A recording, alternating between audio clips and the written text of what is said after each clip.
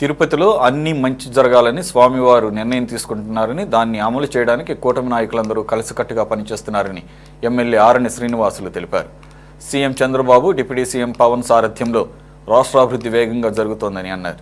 రాబోయే 5 ఏళ్లలో 25 లక్షల ఉద్యోగాల కల్పనే ధ్యేయంగా పనిచేస్తున్నామని చెప్పారు. ఎయిర్పోర్ట్లు అభివృద్ధి ధ్యేయంగా ఐటీ పార్కులు 5 సంవత్సరాలలో 25 లక్షల ఉద్యోగాలు కల్పనే ముఖ్య ఉద్దేశంతోనే ముఖ్యమంత్రి అయిన 6 నెలలు 7 నెలల కాలంలోనే అడుగులు వేయడం జరిగింది.